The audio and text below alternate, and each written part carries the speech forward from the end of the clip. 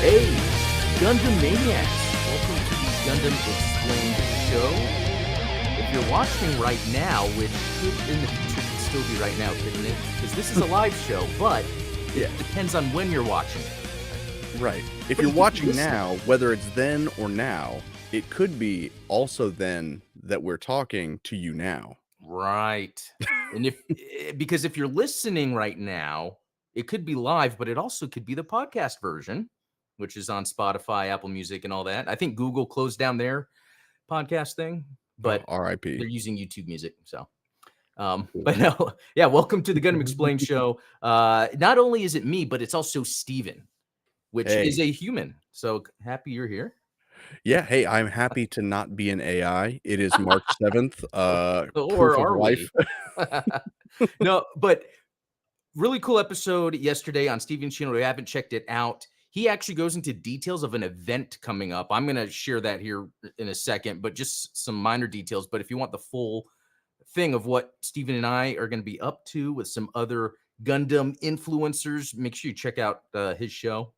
Hey, cheers. Thank you. Yeah, no, it was a lot of fun, especially some of the things you were talking about. And then you even had a supporter stream. Yeah, we had a supporter stream on Tuesday. I'm going to bring back supporter streams. So I did put out, kind of a feeler on Patreon, like, hey, what would be ideal days and times for supporter streams? But until then, I'm just going to do surprise streams. Like, shoot, I might even be streaming tomorrow. Dude, that's Stay tuned for awesome. that. That is awesome. So I guess, yeah, pay attention to that. Your Discord, you'll probably notify or however.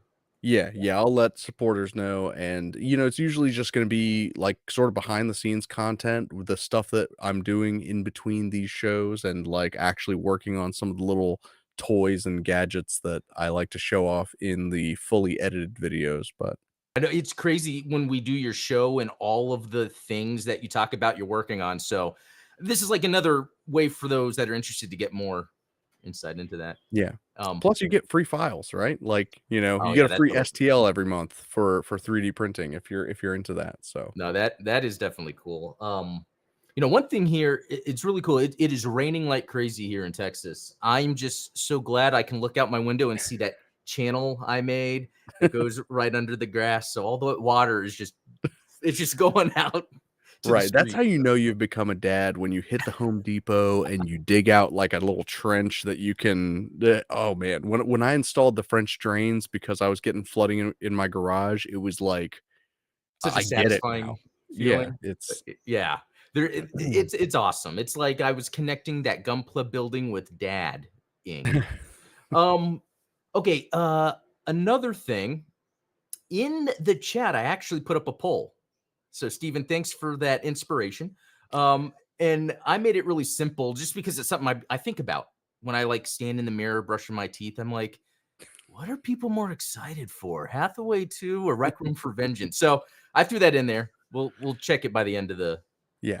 I end love of the question of the day format. I'm doing Yeah. it on my streams. I'm glad that we're doing it here, and Yeah. I even voted on this one because I Awesome. was like, I have an opinion. I have well, you guys know I have lots of opinions, and I'm gonna share them We'll whether see you how like them wrong or it not. is, but we'll see. Yeah, no, I'm just joking now. No, but yeah, speaking of chat, we got a lot of awesome people in here. We got Dan Vince, Zionic Shadow, Gundam Wing, Hyena Mage, Barry BB, Jamkill X, Aoshi San, who is part of that Springtide event I talked about, and I'll show some more details here Hey, cheers, shortly.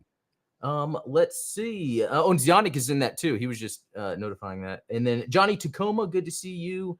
Let's see. King Dylan, Joshua Chapman. And what is it with all the F90 stuff coming?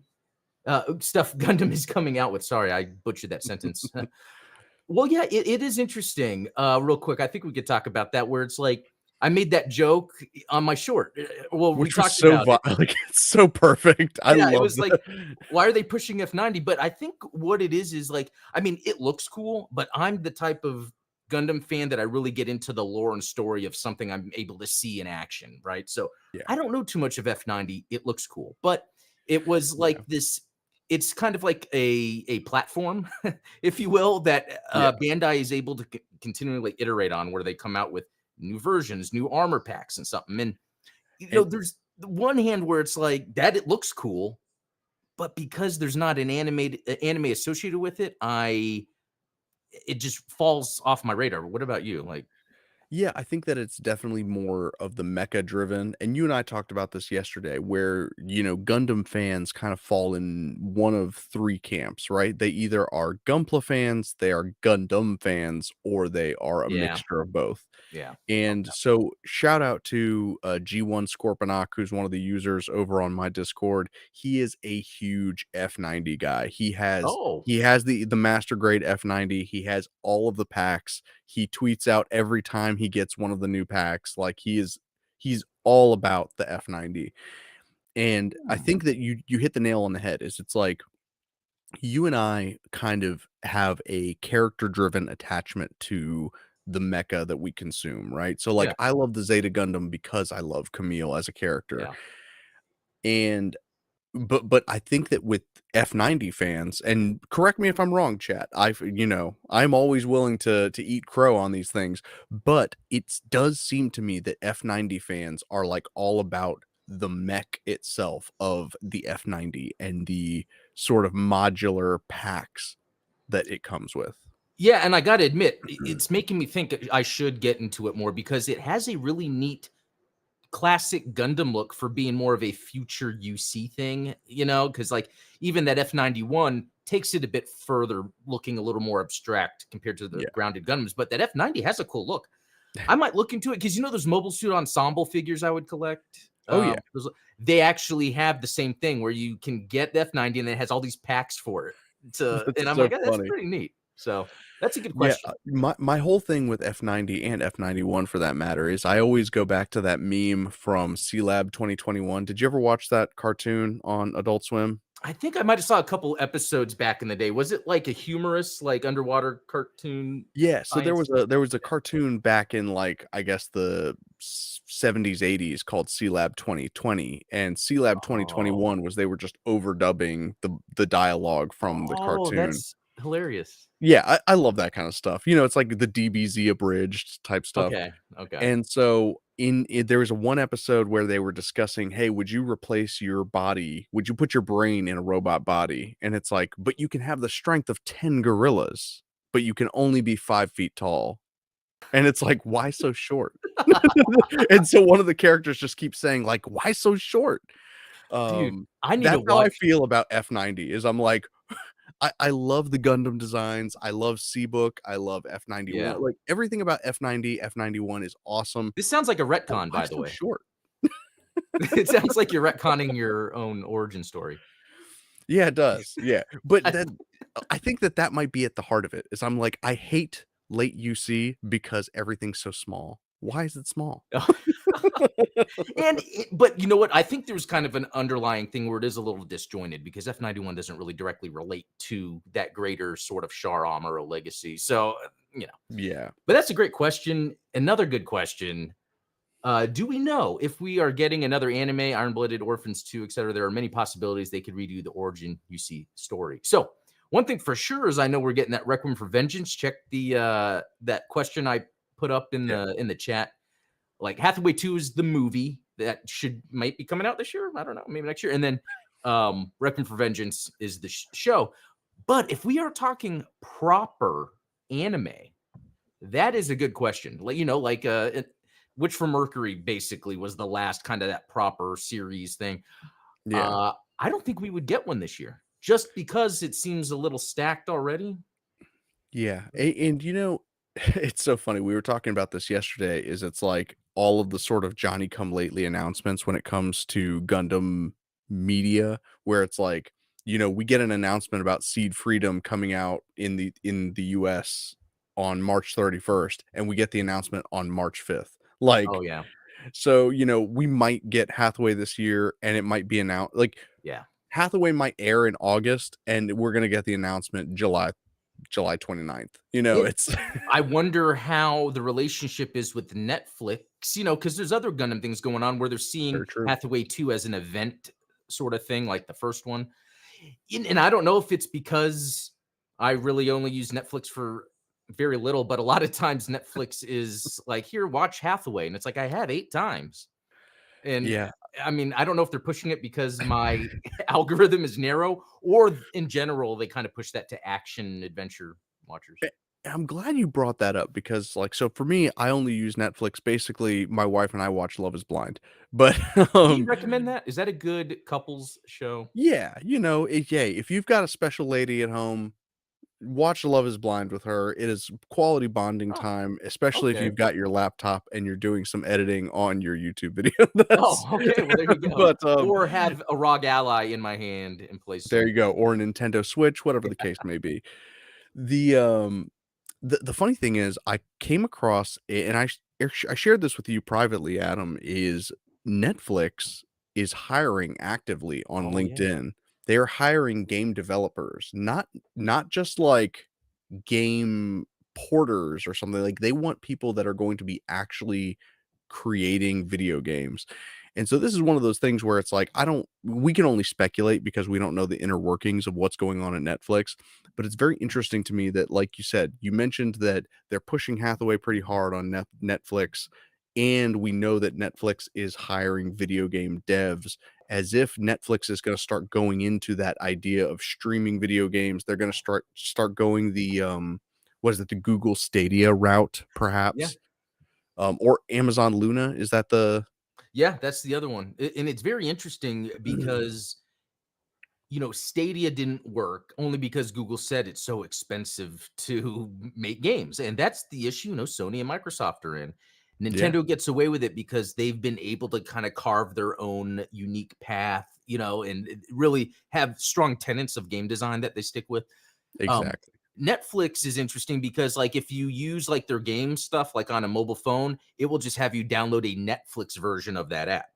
Right. But I don't know if I wonder how much is just the streaming, because like even on TV, I haven't tried it yet, but on my TV on Netflix, there's a section for games, and I look at them like, oh, cool, and I just keep going.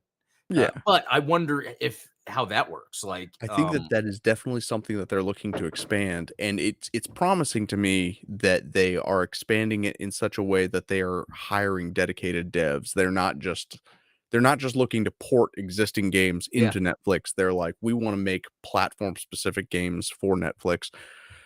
I mean, it's a weird climate out there for Gundam and for gaming, and so these things are well, it's interesting because if Netflix plays it smart, which I'm just a guy on the internet. Who knows if my ideas are good or not? But they could create Netflix as a gaming platform, sort of like yeah. how Fortnite and Roblox is working. People can go on Netflix to watch and then play with their friends. Like, that's how they really should be approaching it, where then Yeah, people can even create what stuff. was the old video game version of Netflix? But, like, back when Netflix was sending out discs? GameFly. Gamefly, that was it. I used that. Even my old videos on Blue Gamer are me like, here's what I got from GameFly today, and then I'll play it and then do a little review. I loved it. I I would do I think 3 games at a time, or maybe just 2, and I would cycle them in, and I was saving a lot of money that way, and I would even Yeah, buy if like, "Man, I really like this game, I'm just gonna buy it," and then, they'll send me the I and I it's so it's such a different situation now because and we talk about this on Discord a lot, is, like, my family used to rent consoles. Like, we would go to oh, Blockbuster and, like, rent an N64 or rent a Sega Saturn, and it was the coolest thing ever because you get to, like, sample all these different types of video games and platforms without having to commit to the the you whole know console or platform. Just like seeing Nintendo release demos. They just released a demo for that Princess Peach game. Like, even that Yeah, there's that Atlas game, the Dragon's Crown developer, Vanillaware. It just came out, Unicorn Overlord. And it's an interesting RTS strategy game that just came out. Well, it's about to come out, or it just came out. But anyway, on Switch, there's a demo, and it's like 8 hours. And whatever you do, you can carry over into the full game. It's a little that's freaking too sweet. JRPG for me, but it's Well, worth it because it's a demo. But anyway, I wanted to touch on, because this is going to be part of the next subject. I released a video earlier this week about a Gundam game on Virtual Boy, and I know you guys probably noticed or not, the audio was messed up. When I was done recording, I realized that I guess it happens where the mic was just picking up in a staticky way. So then I had to use like the Adobe audio repair and then tweak it, and it was yeah. good enough. But Yeah. So in that video, I was showing how if you use a Virtual Boy emulator on the 3DS, and that you can actually get that 3D effect. They've made it to where you can play it like the Virtual Boy. And so it's That's so interesting. cool. And the reason you remind me to talk on this subject now is because the only time I played a Virtual Boy happened to do with Blockbuster, having them available for rent. I don't, I want to say maybe we didn't rent it, but we were able to try it there. I forget because I do have memories with it, but Core memories. It's well, just yeah. And then anyway, so what was happening when I was looking at the news that hey, there's this Virtual Boy emulator on 3DS, and because I thought that was neat. I was like, oh, I got the 3DS recently. I want to do that 3D, and they're like, in every game is like available in a package, and one of the games was Gundam, and I'm just like, what? This is speaking my language. I just got a 3DS for the 3DS Gundam game, and heck now I yeah, find out man. there's this Virtual Boy, and so check out the video if you want, but to kind of explain it. It's very interesting. It's pretty much an SD Gundam G generation game, but like Yeah, super scaled down to where you're looking at the grid instead of like the 2D flat look. They have it kind of like line 3D lines or whatever, so you can see the grid, and then like it's still the pixel graphics, but there's not many on screen at once, and they're like the awesome suits. Like you have an RX-78 2 with a GPO-1 or something like that, and it's the same thing where you select the character, move. Once you're in range, you can choose attack.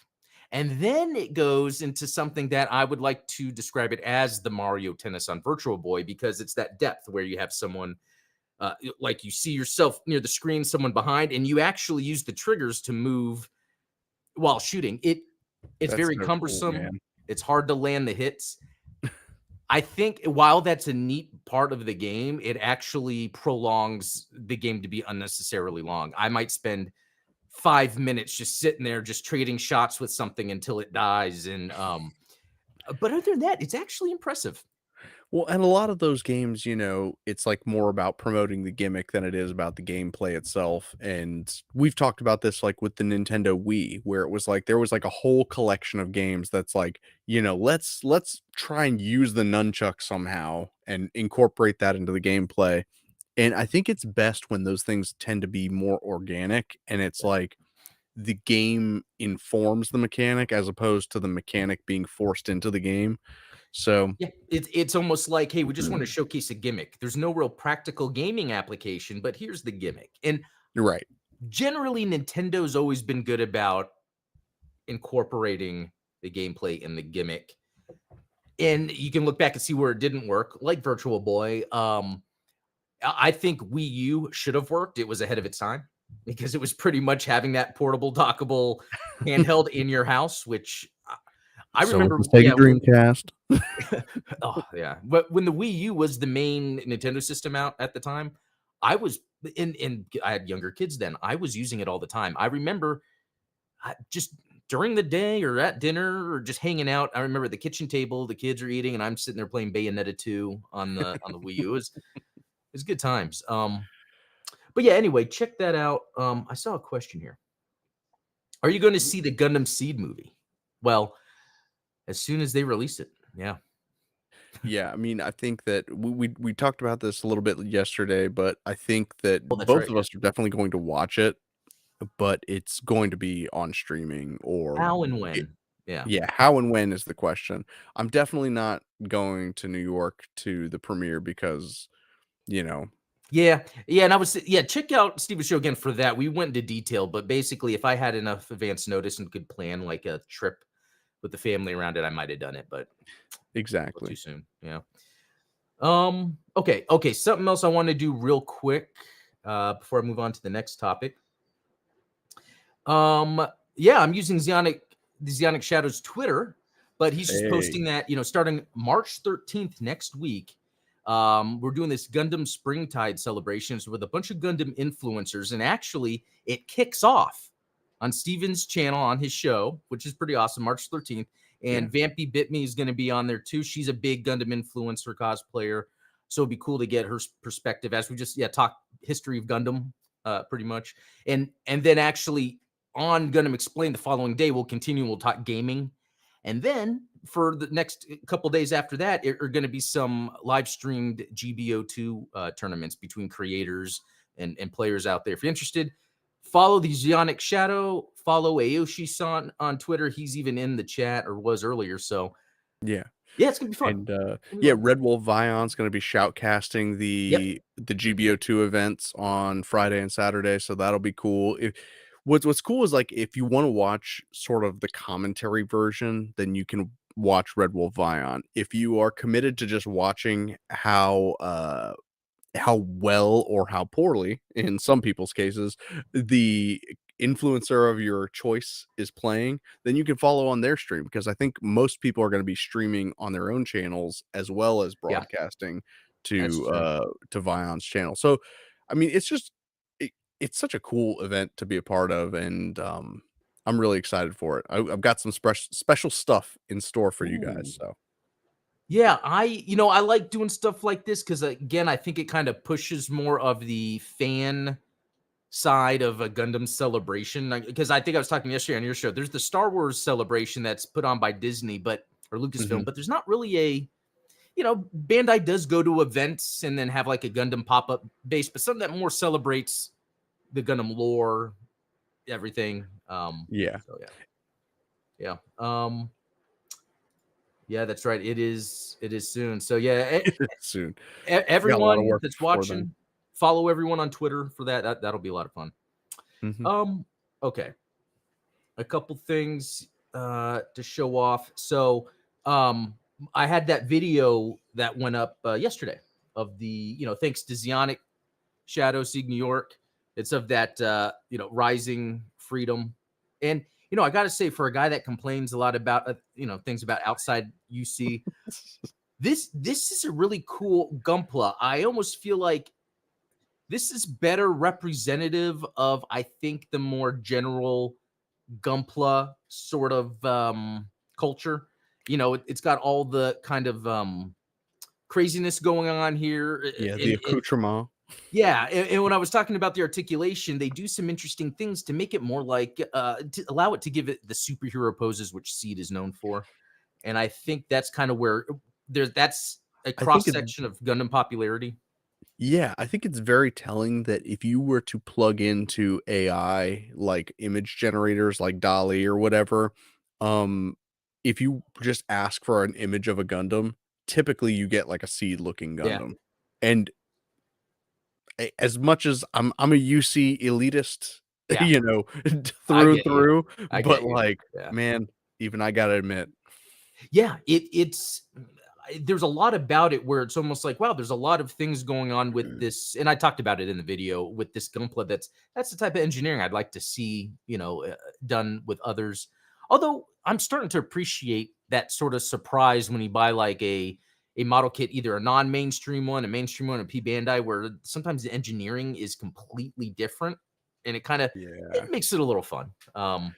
It I think I mentioned that on the 1/400th scale Queen Mansa kit, which, it's like, come on, please give me a high grade Queen Mansa, like, or Queen Yeah, Mantha, whatever you want to call it.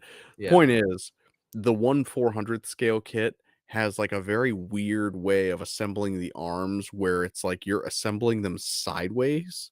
And I didn't get it at first. I was like, Oh okay, yeah. this part comes together here. And it was just completely different from any other high grade I've built. So, That's always interesting. It was like that with the, Nightingale, which it really had a mhm. lot of just full parts, and I'm like, I mean, really giant parts bigger than most Gunpla. It's like, okay, all right. Um, so I actually also have the Justice. I forget if it has a specific, where did I put the box? But I'm gonna be building that one as well, and I'm actually even more excited to build that since I was pretty impressed with this, Rising Freedom. I'm a And huge fan of the Justice Gundam, like, oh, you are? Okay. yeah, as far as, like, seed designs go, like, I love the Infinite Justice. What this one's is it the Immortal Justice? I think is Actually, that the sounds right. Where did I put the box? Oh, right here. but hey, I'm an Atherin Yep. fan, so, like, Oh, okay. Yeah, Athens were popular. Yeah, we did that seed kind of like history dive with some of the supporters, and Ashley, our social media admin, that's her favorite character too. And Yeah, there's compelling reasons for it. Yeah, I tell you, like it's funny. First glance of these kits, I'm like, eh. But then building it, it's like, okay, this is impressive. I'm actually really excited to. Oh, and there's something else. So in my video, there's a part where I'm talking about the mobile armor mode of this. And as I'm talking Yeah. about my transformation, I untransform it in like 3 seconds, which I'm pretty impressed of. I like the idea that the way the engineering is, even though it's not too much to it, you can like transform and untransform it really quick. Um, Yeah, there are some mobile suits that, oh the god, transformations just don't really work. I don't know. It's yeah, you have to schedule the night. It's like, honey, from 7 to 9 tonight, I'm gonna try transforming this robot. If you can just leave me alone.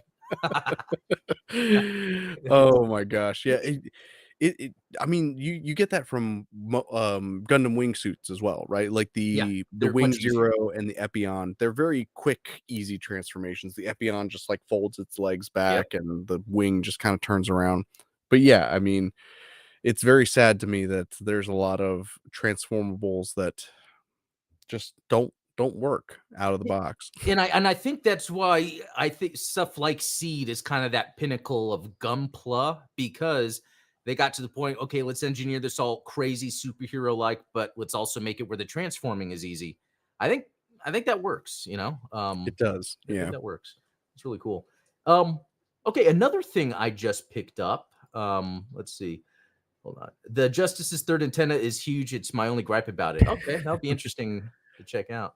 Oh, I see Matt Wheaton in the chat saying, "I'm starting to become a Kira Yamato appreciator." Why? Oh.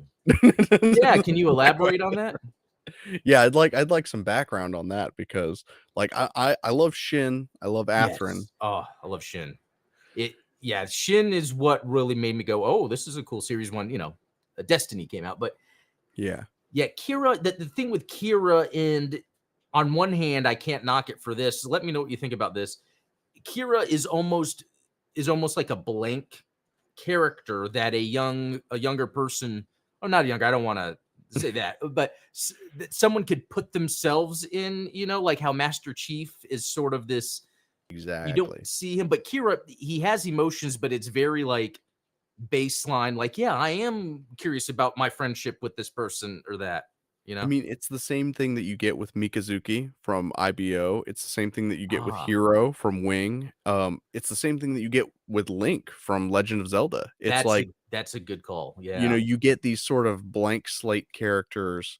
And I think that Lego did a study on this like way back when they were trying to analyze the ways that boys and girls play with toys. And there was I think their conclusions, and I'm paraphrasing here, they determined that boys wanted a character that they can look up to, that they can be, whereas girls preferred to have sort of that blank slate character that they can project themselves onto, which is why you have like Barbie who does everything, right? Like Barbie's a doctor, she's a vet, she's a teacher, she's everything. Whereas, boys typically like He-Man. Like I don't want to be teacher He-Man. I want to be He-Man, He-Man. Yeah. No, that's a good point. I feel like maybe I need to take that in account when I'm watching things like, and sometimes it's not deliberate, but like when I'm watching a character that I'm having trouble connecting with, I might think, okay, is this where I'm supposed to try to be in that person's shoes? Or am I supposed to like look up to them? Like I think there's other ways. Like Ash is someone I look up to because there's this guy that's scared out of his, Ash, not the Pokemon guy. Sorry, guys. From Evil Dead and Army of Darkness. I like how he's like this scared wuss because the evil is coming after him, and then he just can't take it anymore. He's like, fuck this. And then he just has that sarcastic attitude as he's just trying to get past the evil. Um, I like that because it's like, wow, that's an interesting character right there. Yeah. I want to be I just mean, like him.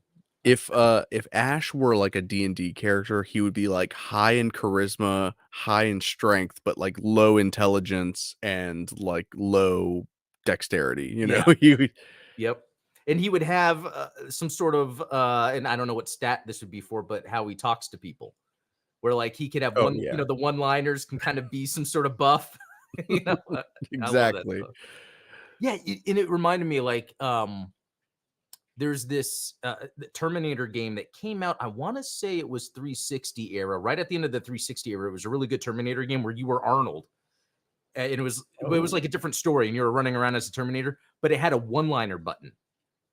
I want to say it was Y. So anytime you wanted like a Arnold Schwarzenegger one-liner as you're playing, which is neat because that's not like a necessary gameplay element, but it's something you can functionally do in the game to make you feel like you're part of the universe. I find that to Yeah. be interesting. Y Honestly, it's the same thing as the chat in GBO2 because you can only There you select go. certain things. So, and it's like, okay, this could be a gameplay element or not necessarily. It could be just a way to communicate, but specific things. Yeah, it's weird because every time I played GBO2, at the end of every match that I lose, I get a lot of, like, "Good work, good work, good work, good work" in the in the Yeah. chat button, and I'm like, "Wait a second. Yeah. And This it's is like, not good work." it's like, thanks for being nice, but yeah. Johnny Tacoma saying, "I can't seem to like Shin. I've tried. LOL." This is what you do. Pretend Shin is if the Ayug kind of formed a bigger military and became a bigger force, and Camille was like this enlisted part of that. Like a more Yeah. formalized military. I feel like Shin is that sort of thing. And I think it's one of those things where you have to clarify, like, because Gundam, and I was having this conversation with, Alter/No One on YouTube. Oh You yeah, guys know him, you love him. Alter's great. George Costanza. But what's that? George Costanza. If you haven't, ask George him to do Costanza. a George Costanza. He does a fantastic Jason Alexander. Oh yeah. Yeah, so we were having a conversation earlier today on Twitter about, just Gundam in general and Tomino style storytelling. And one of the things you have to remember is, like, you're not supposed to necessarily like every character, but that doesn't mean that they're bad characters. Um, Anavel Gato is not necessarily a character you're supposed to like, but he is a well-written character. Yeah. Recoa, Shin is another example, I would even say Camille. I would say Quest is it's almost like almost written to not like her. Like, yeah, we want to give that in which I love. I love the idea of doing something in a story that you'd be like, "What?"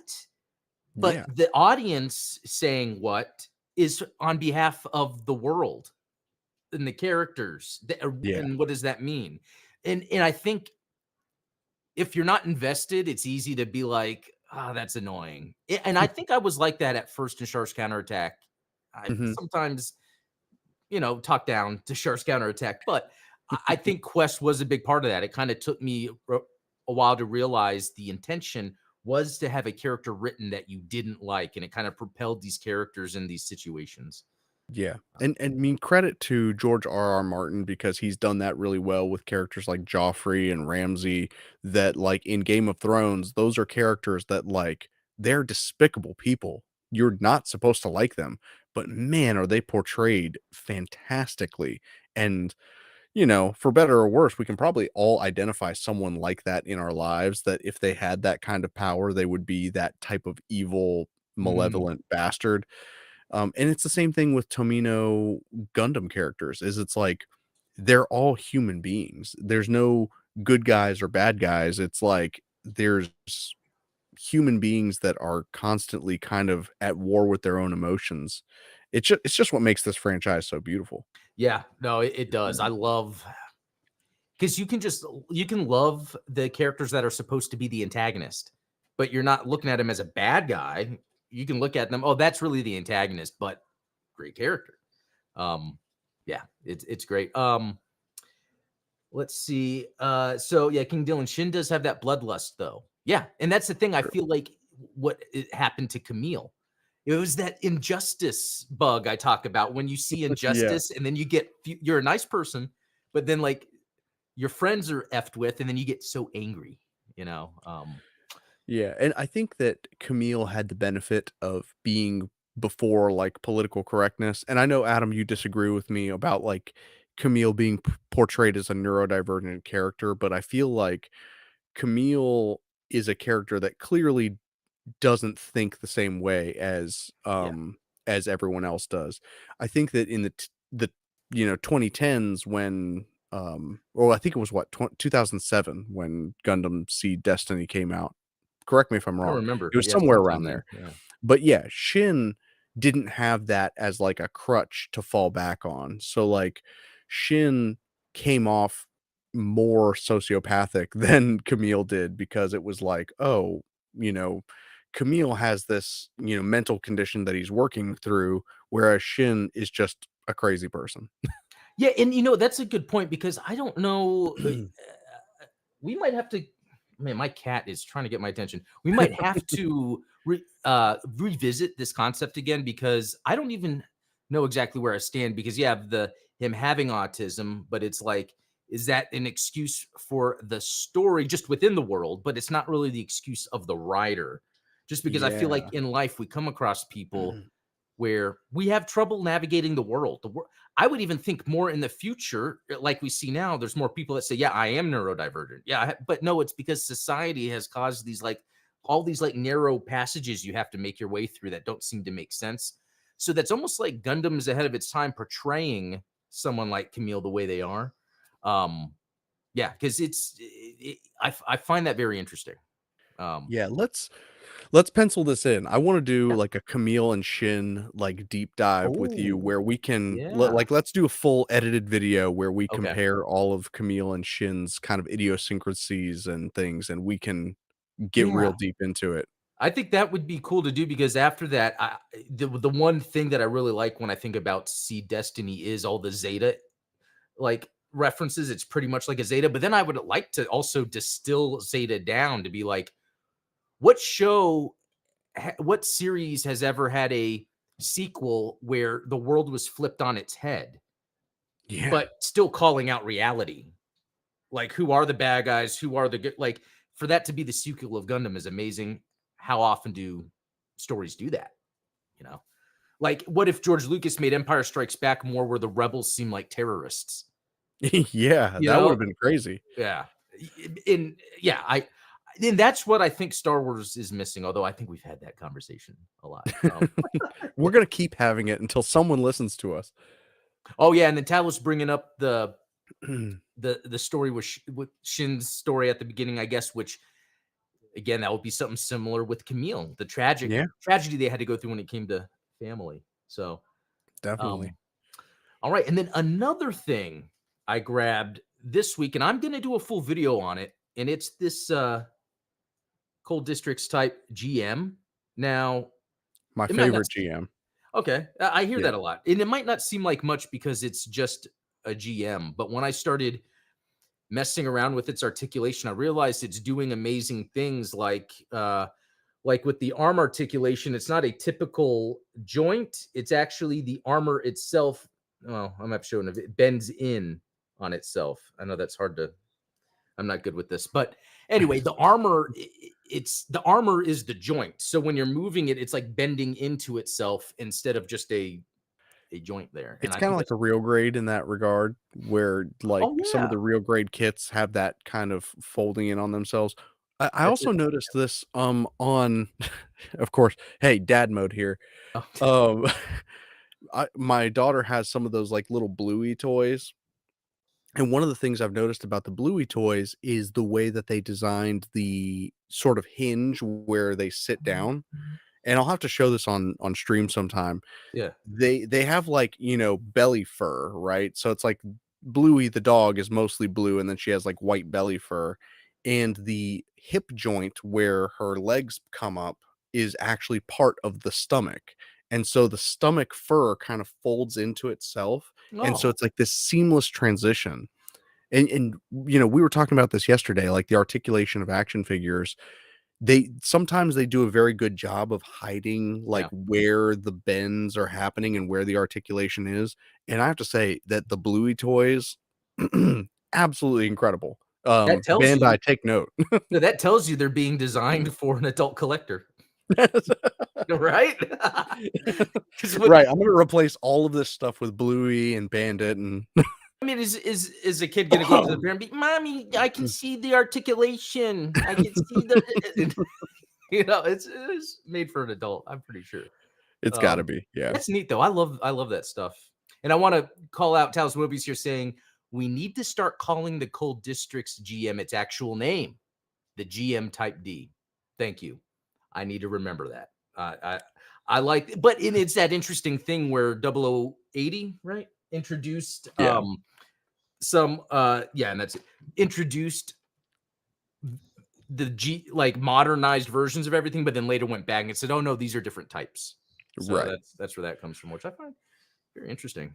Um, Yeah, I wish that they would give, more accurate names to, like, some of the Thunderbolt mobile suits, right? Because n right now, everything is just brackets oh, TB, TB, that's right. but, like, Right. we can all agree that, like, the Thunderbolt Akai is not the same Akai as the 0079 Akai. That's interesting because the bracket is delineating a out of world, the sort of like outside of universe name, and I think they Yeah. need to. So what it could be is where it's, yeah, either they give them like a Kai designation or something, or um maybe they're able to, because it is interesting if you think about how they have to compare or show those off in GBO2, they have to say TB at the end, even if there's only minor differences, which, oh well, it's another way to go about it, I guess. Yeah. Oh, the Type D was capable of going to the desert equally to the northern region. So, yeah, even though this says cold district type, that could be, I guess, the color scheme of it really, and it's GM Type It's D. so hard sometimes to kind of delineate where the truth is when it comes to sort of these like distinctions of mobile suit history. Yeah. We had this conversation a couple of weeks ago on my stream with regard to the Zeta Gundam. Like, I Oh, hate, that's right. I absolutely hate the modern version of like the Project Z or Project Zeta, where Instead it's of it like, oh really no, being, Anaheim was already making a Zeta Gundam. Camille had nothing to do with it, and it's like that is an absolute retcon because if you watch the anime, literally Camille's sitting there on the computer like sipping his soda. I'm thinking of calling it the Zeta Gundam, and Astonage just like, "That's cool, let's do it." Like, so hashtag Camille builds first. Camille built first. There we I go. don't know.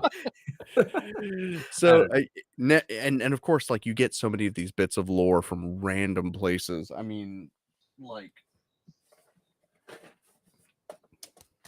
the Perfect Oh, Grade that's right. Zeta instruction manual of all places has, like, lore on the Zeta Gundam development tree, and it's like, you know, who has access to this? So don't believe the Gundam wiki, you guys. Like, Yeah, always. check out, and I think I forget the title of the video. It was a few weeks ago. It was a live stream, and I think Zeta is the thumbnail. So if you guys want to check that out, because we looked through that book and it has some interesting lore that kind of expands. Yeah, like you said, like it almost retcons, but could expand it. It's Yeah, we need to come up with a term that, like, addresses when people make a retcon work. So it's so like you're if saying like something they when there's a retcon that's done, but it actually works and doesn't actually change anything. yeah, like a Hmm. retcon to the retcon, like a correct con. Dude, I like Correct that. con. Correct con. There Okay. we go. I was sitting there like, I'm gonna come up with this, but you did. That was good. Man, we're on it. Yeah, and Talos has told me this too, but yeah, the Gundam Wiki has information issues, which it's something I have learned over time, like more than I thought, which again, that's no one's fault. Like, it's not like there's one person that's in charge of making sure everything's accurate. But the more I go through it for research, even working with Talos on those videos he helps me do of the mobile suits, he's actually sourcing information of other places because a lot of times the wiki will be incorrect. So it's Yeah. interesting. Um, so, okay, another thing that was interesting, uh, correct con, yeah. Um, uh, here's something that's really, really cool, and this is kind of video game related, and I don't know, I'm not trying not to speak too long onto it, but back when I sold my entire video game collection, my whole thought process was these games are available online through emulators, ROMs. And I know on one hand, people are like, oh, that's illegal. But on the other hand, it's like there's really no way to access some of the stuff. It's considered abandonware. Even if you Yeah. look at the latest thing where Nintendo sued Yuzu, it was because they were charging for something specific. It was their highest Patreon tier was they will offer support for Legend of Zelda Tears of the Kingdom. And this is back before it came out because it got leaked. So it's interesting that I guess it's almost like uh, how do I split? I don't think Nintendo necessarily did anything bad. I think they were almost kind of protecting in a way because that was that gray area crossed over more into the black, right? Yeah. Yeah, and we talk about this a lot because my opinion has personally changed when it comes to emulation and things like that is, you know, once something becomes abandonware, it's a question of preservation and archiving, right? Yeah. But when you're going to take software that is currently available on current hardware that is easily available to people, maybe they don't want to pay for a Nintendo Switch, but like that's not an excuse to do something. And so I think people get really heated about these types of topics and, you know, I'm sure that even now people are like, "Oh my god, here comes Steven shilling for Nintendo." But we need to have kind of clear rules about what's acceptable and what's not. And I think that too many people are all or nothing, right? It's like either all of it's okay or none of it's okay. And it's like, no, we need to have the conversation about like, yes, I think that pres- preservation is important. I think that we've talked about some fan communities that are trying to get Gun Evo back up and running on Yep. their own servers. And Exactly. it's like if Bandai doesn't want anything to do with Gun Evo anymore, then that's fair game. They can do what they want. And anyone who's, you know, trying to uh make that not happen, anybody who's like saying like, "Oh, these guys are breaking the law by stealing all this software." It's like no one's buying the software anymore anyway because it's not supported. Again, they'd have So, to prove that people are making money off of them somehow, like Nintendo did with Zelda Tears of the Kingdom. Yeah. yeah. So, Yeah. yeah, I think that and unfortunately a lot of the public is misinformed on some of these things. Shocker, Yeah. like we can't even get the Gundam wiki to be correct on some of these I things, know. but it's like, Yeah, and yeah, it's in that library, the House of Congress. They one of the articles in there specifically states about abandonware, and So, in what I was getting at was yeah, I sorry. I didn't mean to go off on a tangent. no, I'm glad we talked about this because I feel like I have to talk through this too. Like I have emulated Switch and Switch games, but I've also bought them.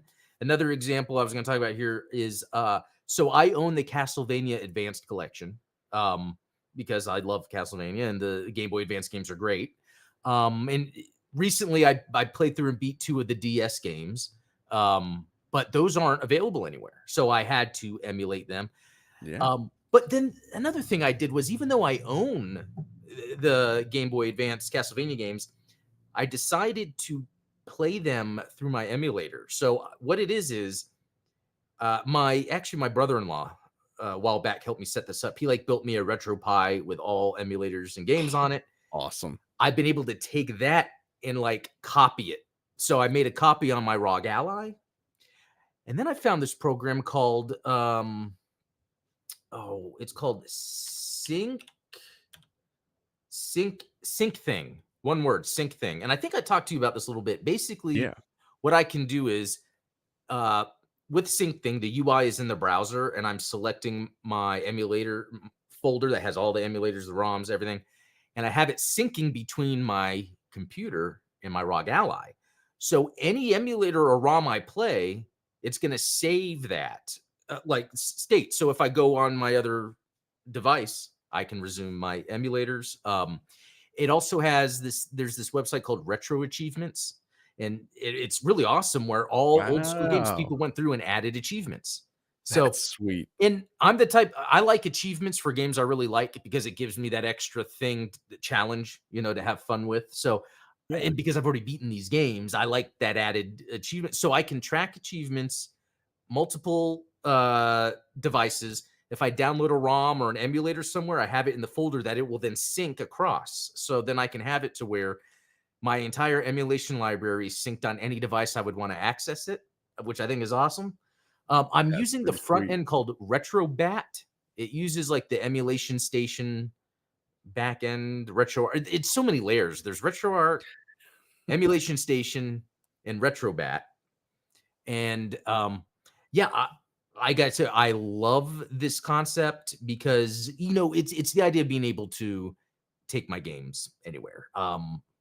Because like that's what's nice about the Switch is the fact that you can pick it up, handheld, dock it. But the Switch is underpowered, and I almost feel like that's unfair, Yeah. because that's kind of what, Nintendo's aim was, even though I'm playing a bunch of games that are old anyway that don't require their power, Yeah. so Well, and so that brings up like, there's a YouTube creator, Zach Builds. I don't know if you're familiar with him, but uh, he's a lot of I mean, I love his content. Obviously, he does a lot of emulation and like hardware restoration.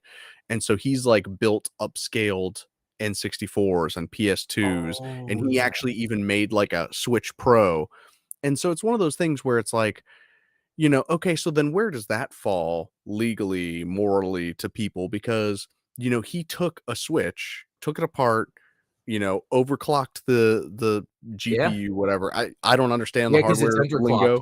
underclocked. It's actually an underclocked, unit. Yeah. Yeah, the Yeah, they Switch, yeah. actually specifically, drill it down. So he actually replaced the back end of it with like an aluminum frame so that it would be a little bit more heat Wow. resistant. And yeah, check out that video if you haven't. I Zach think Builds, you'd I'm really gonna have like it. to, yeah, check it out. In fact, Yeah, Zach Builds is really good about taking, like, video game hardware and upscaling it, and sup shocker, he loads them up with ROMs, and it's like, "Well, where did the ROMs come from, Zach?" And yeah, I'm not saying this to, like, throw him under the bus. I think that everything he does is above board, yeah, and I think that we need to respect that, like, things like texture upscaling, there are people that play, like, high definition versions of Ocarina of Time that actually run smoother than the Switch yeah. emulator. Like Exactly. That's no, that's true, and the other part of it, which became a big deal to me recently, has to do, I've been buying, like, game controllers. Here's a, Oh, yeah. here's a Switch, controller, and you can even see the back, like, how much it has the, grip, It's got a or little beefiness to it. yeah, a lot of beefiness. It even has, mechanical clicks. I don't know if you guys can hear that on there. The whole That's thing is satisfying. mechanical, and so what happened was I was playing this, and my wife, I guess, assumed it was the ROG Ally, because my wife's not gonna know, and it's white.